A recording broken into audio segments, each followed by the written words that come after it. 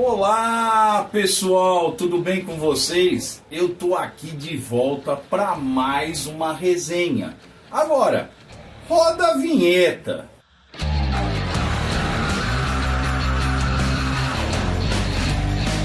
Então pessoal, hoje especialmente eu não vou retratar a questão de um livro, mas esse conecta na resenha, vem para elucidar e clarificar a questão do como executar um brainstorm. E usando as palavras de um aluno do MBA de TI da live, ele falou o seguinte para mim: e o tão famigerado brainstorm, ele ainda funciona? E de fato o que eu respondi nas redes sociais foi o seguinte: ele funciona desde que ele seja feito de forma correta. Agora, um outro detalhe: o brainstorm é um modelo resultante. Você precisa fazer algumas ações iniciais para que ele possa vir a dar resultado. Mas vamos lá, vamos parar de enrolação e explicar literalmente o que é um brainstorm. O primeiro fato é o seguinte: todos vocês precisam definir uma temática, o teorema central dessa grande tempestade, de ideias, o toró de palpites, como as pessoas do interior falam. A ideia, exemplo, reduzir custos, tá? Isso é o teorema central de todo brainstorm. Agora, o que acontece na prática? As pessoas chamam alguns personagens do ambiente de negócio, colocam eles numa mesa e pedem para transcrever ideias do dia para a noite. O que eu digo é que, se esta equipe for literalmente madura, acompanhe informações, tem um olhar preciso e não só do seu ponto de vista, mas faz uma cultura de avaliar outros pontos de vista, ok, mas isso não é uma realidade. Então, o que eu vos digo? A primeira coisa em cima do teorema central é você definir o seguinte: pega aquele grupo de pessoas que esteja literalmente envolvida, tá? E não estou aqui dizendo sobre questões de graduações, de hierarquia. O que importa é quem realmente pode transcrever ideias sobre, tá? Dentro dessa observação, ao montarmos esse grupo, que nada mais é do que um squad, podemos definir: algumas pessoas vão fazer uma pesquisa. Que tipo de pesquisa, Vinícius? Uma pesquisa avançada no Google. Como outras empresas realizam redução de custos, Podem até vir fazer o famoso benchmark, que é ir em outra empresa, entender o mecanismo que utilizaram para ter uma redução sustentável dos seus custeios. Legal? O segundo ponto é a questão de entrevistar pessoas, fazer com que desde um board até a operação você tenha insights daqueles que estão convivendo com o assunto. Então, literalmente, o diretor ele pode ter uma premissa, uma visão específica, e o operador pode tangibilizar alguns outros mecanismos para redução. Terceiro ponto, análise. A gente pode ter um grupo de pessoas fazendo uma curadoria dos dados, fazendo uma análise profunda da base histórica, do como as coisas estão se sucedendo. Agora vai uma dica. Lembra que o teorema central é redução de custeio. Isso é muito amplo.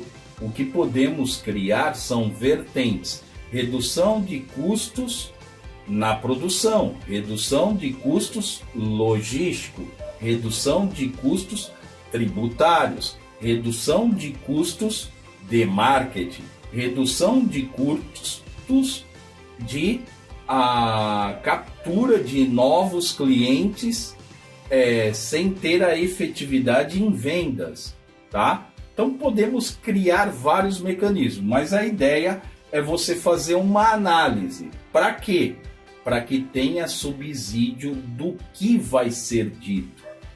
Uma outra coisa, procurar referências bibliográficas, artigos, papers, jornais, revistas do segmento da tua empresa, que isso vai ter alguns bons insights. E até mesmo você que faz parte de alguma escola de negócio, que vem aí fazendo um workshop, uma capacitação, interagir com o corpo docente e com a própria escola, de saber o que pode ser feito. Próximo passo, observação, que nem algumas pessoas gostam de usar o conceito de sombra. É ir vivenciar o processo, observar aquele processo para entender particularidades da qual eu posso vir a mudar o cenário. E, não menos importante, uma questão de viver na própria pele, o famoso etnografia. O que é isso, etnografia? É viver o papel do outro. Muitos aqui já devem ter visto aquele programa do Fantástico, O Chefe Espião, onde um diretor ou um CEO, um C-level, passa a ser uma pessoa da operação. E aí tem particularidades específicas do que funciona e o que não funciona, o que é cabível e o que não é cabível. Legal? E tudo isso, gente, uma vez que foi acionado através do teorema central, a gente aí vai ter um mecanismo, criar uma pergunta-chave, como podemos reduzir custos na área logística, tá? Então, o teorema central vai fundamentar esta pergunta, para que aí, neste momento, a gente sente o entorno de uma mesa e comece a propor e prover ideias. Legal? Agora, como fazer isso? Primeiramente, individual. Cada um fazer o famoso inverso, O brainwriting é escrever a ideia, o que ele pensa sobre aquela temática. Então ele vai descrever sem ter uma âncora ou se tem uma particularidade de alguém direcionando o assunto. Uma vez tendo isso, a gente coloca todas as ideias, independente de julgamentos e críticas, porque como a gente fala no Design Thinking, muitas vezes uma ideia pode estar pobre, mas lá dentro existe uma essência, que é uma ideia fantástica, que precisa ser lapidada, aprimorada. Então o que a gente põe? Põe todas elas no quadro, no primeiro instante verifica a possibilidade de agrupar isso por similaridade, por temas. Então eu falo, esse é o grupo da produção, isso são ideias voltadas à TI, essas são ideias voltadas ao marketing, tá?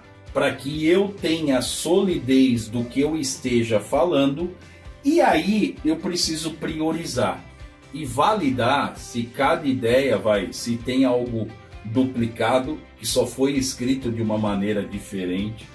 Segundo, se a ideia realmente é relevante. pelo consenso de todos e não por julgamento, por um consenso fazendo. Até a própria pessoa pode identificar que aquilo não está fazendo maior sentido. E aí a gente vem para a priorização. A gente coloca todas as ideias e todos os stakeholders, né, as pessoas interessadas naquela temática, que o exemplo que eu dei foi redução de despesa, dar notas, né, de relevância a essa ideia, tá? Dado isso, a gente vai ter ideias prioritárias a serem feitas, ideias que vão estar aguardando, vão estar esperando ser feito aquilo que é prioritário, aquilo que é o foco, e depois algo que às vezes pode cair num bolsão, né, que é o famoso wish list, tá? Isso daqui vai trazer uma essência muito mais efetiva, porque as pessoas se debruçaram sobre o assunto. E outra, gente, brainstorm não é um estalar de dedo. Veja que é simples, mas não é um estalar de dedos. A gente precisa criar uma coisa fundamental: ambiente. E aí eu vou fazer um spoiler ao meu amigo Dacrino, né? Ele fala o seguinte: muitas vezes as empresas querem inovar, mas não tem um ambiente factível para aquilo acontecer, né? Primeiro que começa por banco de ideias. Quantas ideias realmente saem daquele sistema ou de uma caixa de ideias e vão para a ponta? O quanto as pessoas criam credibilidade na sua voz, né? Aquilo que elas estão proferindo e se as pessoas estão escutando de fato. Então, a gente precisa criar um ambiente. Ele brinca até. Troque uma ideia por uma paçoca, né? De criar um espaço como esse aqui, pôr a temática, o problema e falar, coloca uma ideia na caixinha e ganha uma paçoca. E com isso você vai criando de uma forma lúdica um mecanismo de gerar soluções ao vosso negócio. Legal? Acredito que isso vai valer muito a pena.